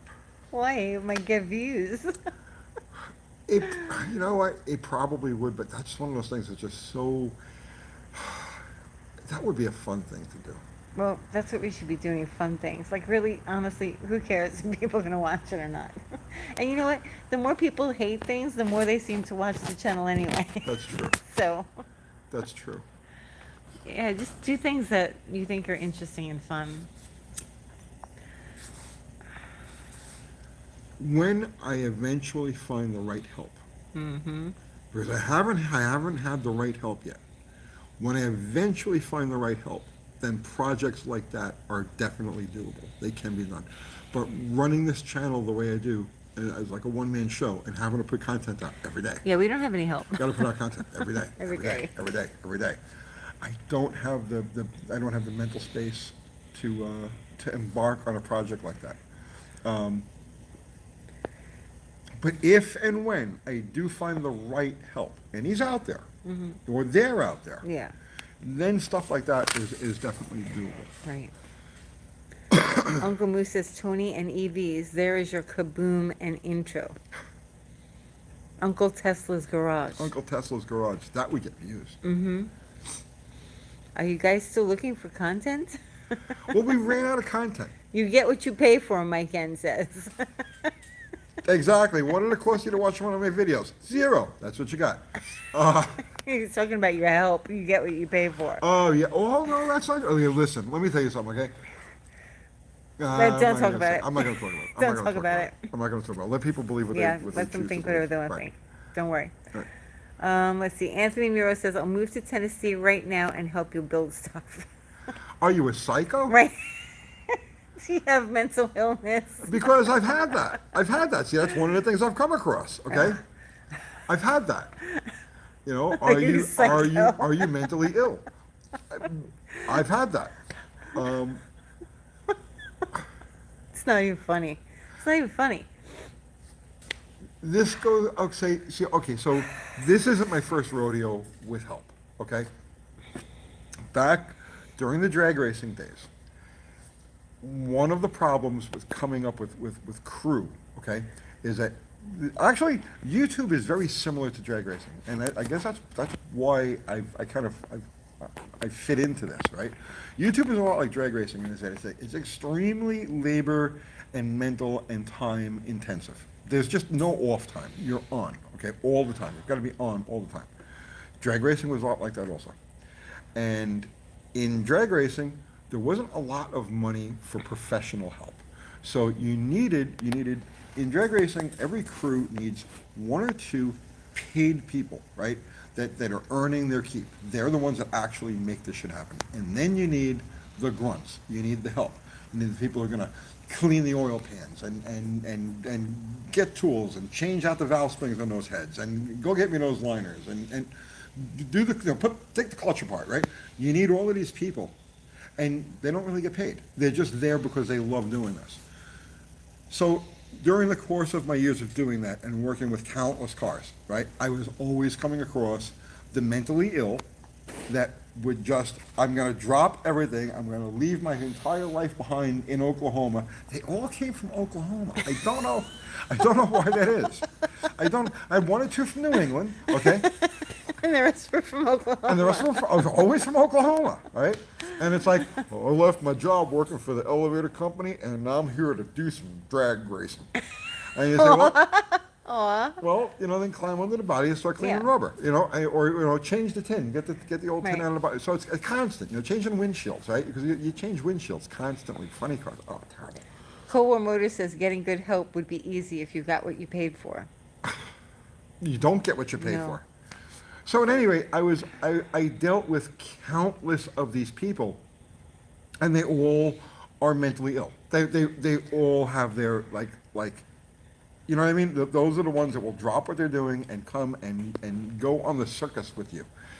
Well, And, that's what it's like. It's like the circus. It's like the circus. It's no And they different. probably don't have much of a life to begin with, which is why they're like ready to drop what they've got and go Right. on the road. Right. So, yeah. Actually, it's very much like the circus because you've got so you look at the circus and it's like, well, there's the guy, the ringleader, and then there's the trapeze girl, and there's the clowns, and there's the trainers and all this other stuff. But you don't realize that there's two people for every one person that you're seeing on stage. There's two people that are loading and unloading and setting up and taking it down, and it's like people think this shit just happens magically. You pull in with your rig and then you blink an eye and all the car is out and the tools are out and the tents are up and everything's organized and so on and so on. No, it's not like that. It's hugely labor intensive. All this stuff has to be taken out and set up and maintained through the course of the race and then all packed back away and put away. So hugely labor intensive, lots and lots of manpower behind that you never see. You never hear these people's names. They don't exist, and they don't work for money. They're there Cold War for Motors, free. it's like a touring rock band. Yeah. Exactly. Except it's a car. Yeah. Let's see. Dickie Farley says, my life is nowhere near as cool as the circus, but I will definitely drop what I'm doing to come be your shop biatch. No, see, I We don't don't want want that. that. We Yeah, don't I want don't that. need a shop bitch. No. Jeremy Crocker says you just described East Coast Canadians working in the Alberta oil sands. There's a lot of fields like that, and people just it's like the unsung. You know what I mean? It's the unsung. Watch a movie. Watch any movie. And you get the credits and the first 20 names of the people, the actors that were in the movie, and then there's 400 names after Right. that. That nobody ever reads. Nobody ever reads. Nobody knows who these people are. But they're there because they want to do something and they want to be involved. Right. Yeah, and they're not making any money either. They're not making any money either. Exactly. Let's see. Mostly Old Part says, I fucking love you guys. I cannot express how much fun I've had with UTG, the podcast and collaboration. You all are the absolute best. Thank you, Ron. Ron, you want to do another podcast? You want to do podcast? You want to do podcast? You want to do morning? We could do. Coffee with Uncle Tony. Coffee with UTG. UTG in the morning. I would do that. Morning show. But like it's gotta be short. It would have to be like a regular. This is something I've toyed with. Yeah. Doing like a morning video podcast. DG Speed Shop says, do a podcast! Exclamation point. Only if you're in it, man. You wanna be on it? Coffee with UTG, yeah. Ron, do you want to? Ari says, can I be a guest? Hang on, everybody. Everybody hang relax. on. Everybody, relax for a minute. Ron, okay, Ron. Wake up with Tony. Ron, I'll tell you. I'll tell you what. If you want to do, listen, I'm gonna be completely honest with you, brother. I'm gonna be completely honest with you. My head is jammed. Okay, literally jammed. There's no room in there Me for too. anything else. Hers also. Me too. Okay, I exploded today. jammed. All right. So I told you, Ron. I told you, and I told Ski, and I told Eric. Those are the guys that did the original podcast that turned into this channel. It was the four of us, okay, and I realized that the actual podcast wasn't going to go anywhere. They had no traction. I said, we're going to do YouTube. And I encouraged the other guys to also get their YouTube thing going, and then we would start the podcast on YouTube. And I understand it. It's not, making YouTube videos is not for everybody. But, Ron, now that we've had this thing going for this amount of time, and we've got this much traction, if you guys want to get together a couple of mornings a week, right, and revive our old podcast, but do it in video form, right, I would love to do that. But I don't have the mental capacity to put it together. Like, you or Ski or Eric would have to actually, like, do the logistics of it all, and then, like you want to do like a half hour every morning or every other morning, whatever it is, I'm all in. We got the channel. We can do this if you want to. Dee Speed Shop says, come on, Ron, don't let us down. We had a lot of fun. We really did. But Ron has a job, though. That was the thing when we were trying to record a bunch, like different people had work, so it was hard, like getting together like once a week to do it. It wasn't easy. I would definitely want to do it. I would love if Ski and if Eric Jackson wanted to get involved, like just the same crew that we had at the very beginning. I think it would go. I think we could have a lot of fun, and I think it would go. Despite Dee Speed Shop. In spite of him? In spite of Dee Speed Shop. That clickbaiting Canadian hippie I think he called you hooligan. an oily American yesterday. I think I heard. How insulting. He calls you an oily American. How See, that's the kind of thing those Canadians come up with. And did he say it in Canadianese? Of course. Yeah, that's what I thought, right? And I'm working on this Tribute 55 Chevy over there. Dee says you're right. Bet you can't pull it off anyways. I can't. I'm always writing checks, my mouth is always writing right. checks I can't cash. Mm-hmm. Right. Oily boy. But at least I'm an American. Right. You're American. Yeah. Let's see. Car-centric podcasts out there now only talk about supercars, Jeremy says. That's true. Yeah, I would want to do, well, just like we did, man, something that's geared to the average guy. You know what I mean? That's geared to the average guy. I don't think that the podcasts themselves were bad. I think that they were pretty good. The podcasts were great. Yeah, I think that they were actually pretty good. They just didn't get any reach. No, not a lot of people listen to podcasts. Well, they But do, but they it don't. was actually, we did that before anybody even knew about UTG. Exactly, that's what I'm saying. Like, we were like completely unknown. Right. So, We put the cart before the horse. We tried to do a podcast before we had a name. Now we've got a You name. wanted to do something that nobody else was doing. You're like, oh, I want a podcast. Everyone's doing YouTube. We'll do podcasting. We did it for 6 months and made like $10.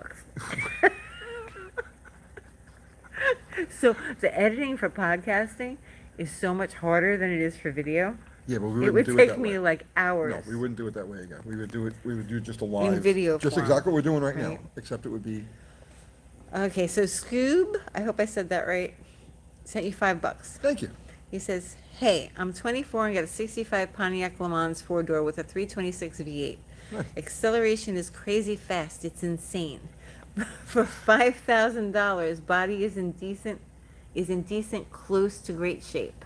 Nice. Yeah, you've got Congrats. a premium driver car there, man. That's perfect. Lots of luck with that thing. Don't muck it up. Seriously.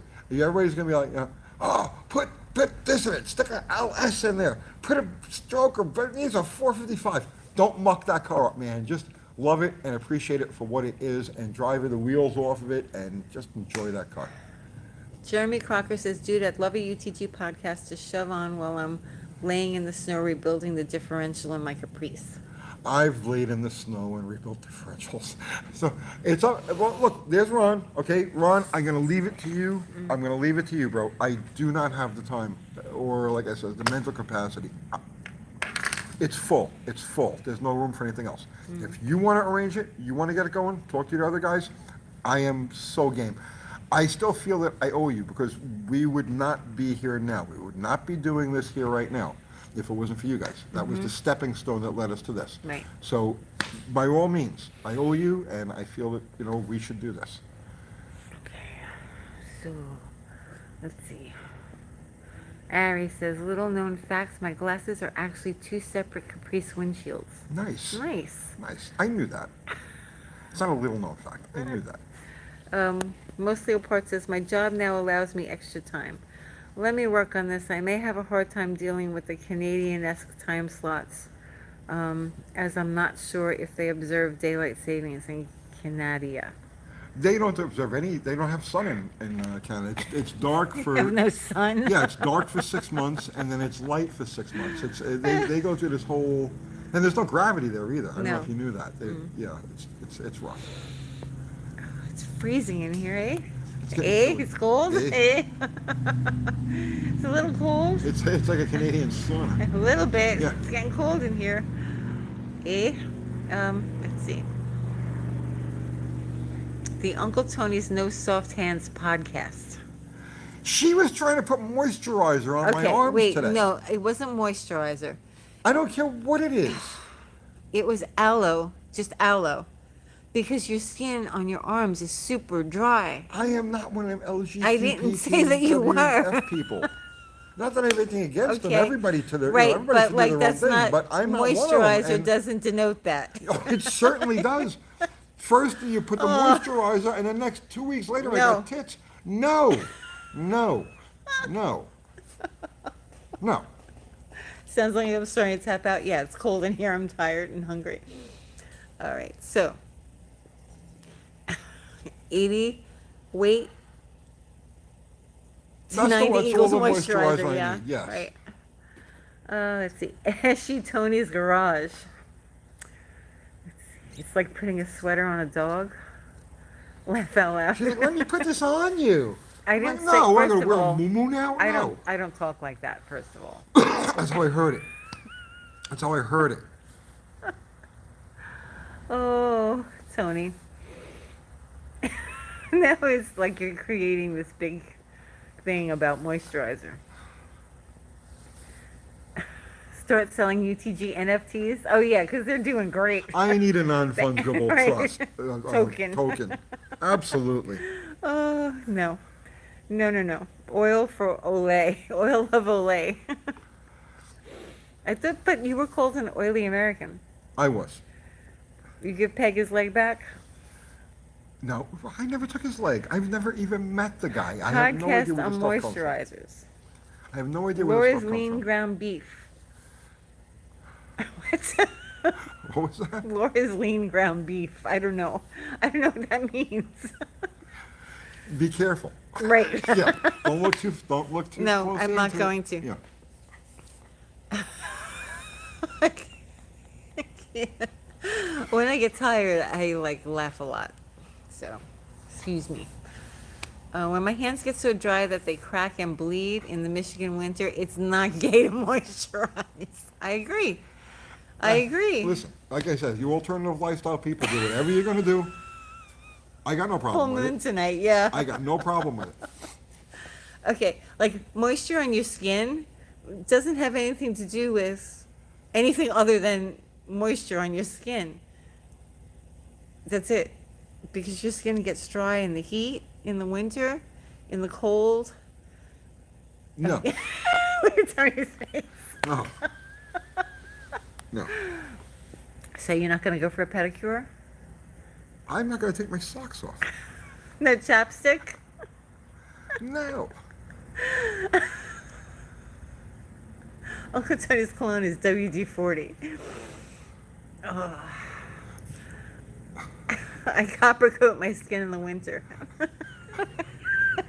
Copper coat. The closest I come to anything like that, anything even remotely resembling all of that, is at the end of the day. The end of the day, I go home, I'm done with everything, I take my boots off. Yeah. That's as far as I go. Okay. Nobody That's needs to know literally that. as far as I go. Nobody needs to know that. Like, we're just talking literally about moisturizing your Yeah, but skin it's all the because same it's to me. winter. It's all the same to me. No. Okay. All right. Well, I think that's about it. We're going to wrap it up for the night. Really? Yeah, I think so. It's 2 hours already? Yeah, it is. Wow. Did the balloon float over the UTG shop? I would have shot at it. I don't know why people didn't shoot at the damn thing. I think it was very far up in the air. If you could see it with your eye, somebody, I mean, at least take. Like the moon? Could Plus you shots shoot of- the moon? It wasn't as high as the moon. David Whitman says, I would love to see the podcast come back. I would love to do the podcast, but like I said, it's up to those guys. I Mm. have no control over it. I'm a participant, but I can't run or organize Do you it. do spray on tan, Tony? No, I'm a guinea. I was born with the So tan. dark. Please. Shoot the moon. All right, so do you have anything else that you want to say? Uncle Spice. Yeah, they want me to be like one of the Spice Girls. No, Right, Spice Girls. How old are you? I'm very old. Spice Girls. I'm very, very old. Sorry.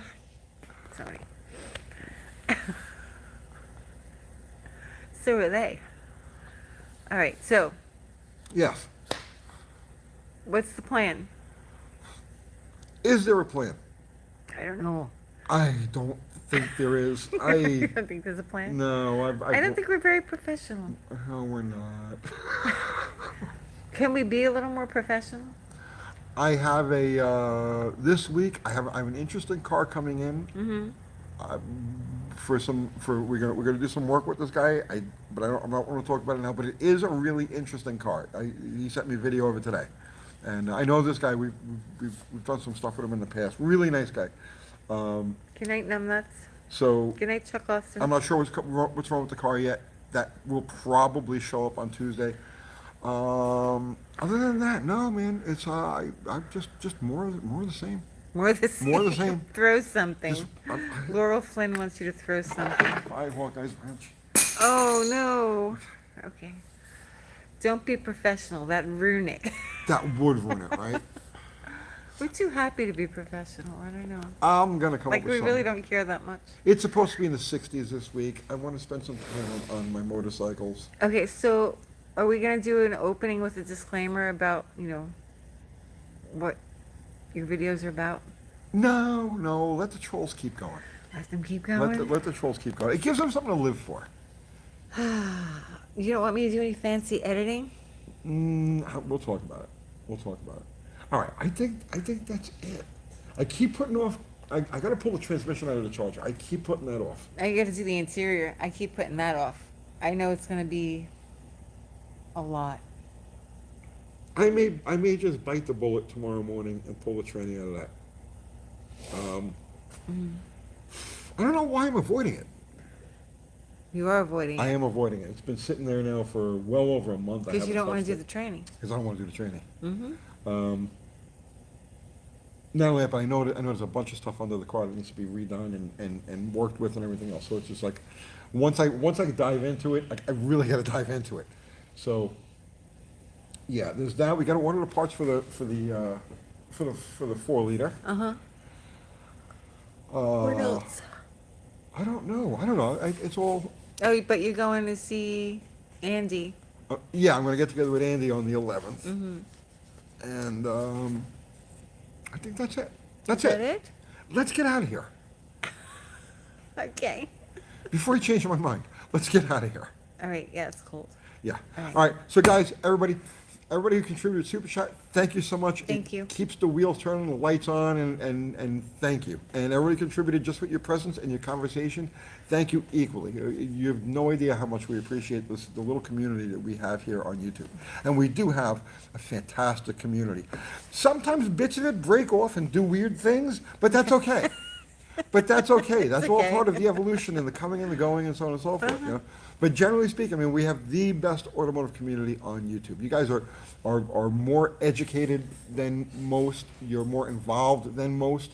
Because I dive in. I go to other people's. I look at their lives and stuff like TD Speed Shops. Uh-huh. And yeah, I see that their viewers have a hard time spelling things and forming complete sentences. But you guys, Oh, don't say that. just saying, I'm not saying anything bad about them. I'm not saying anything bad about them. Oh, no. Danny does a really good job of making them look good. Yeah. Yeah. Uh-huh. So, but yeah, I check in on other people's, I check out on other people's lives, and I read the comments and everything as I go, and I chuckle. And it's just so cute. You just laugh It's so and cute. They try laugh. so hard. But you guys are different. You guys are special. Mm-hmm. And we love you. And thank you so much for being you. And that's it. Our Let's mods? get the hell out of here. Our Ari's mods! gonna go on. Ari, Fubar, Zero, the greatest mods in the history of Earth. Mm-hmm. Well, no, I'm sure there are better mods than you guys out there. But you're the best mods we could possibly have, and thank you. And Ari does the live show after hours every Sunday night. So if you're enjoying hanging out, go over to Ari's channel, Ari DeBernia, and make sure you give him a sub and a like and share and do all of the stuff that you got to do. And that's it. We're out of here. And yes, we lost DeSoto. They're asking if we lost DeSoto. Yes, we did lose We did DeSoto. lose DeSoto this week. Yes, So, R.I.P. DeSoto. yes. And thank you for everybody. Thank you, guys. All right. Good night, all. Good night, everyone.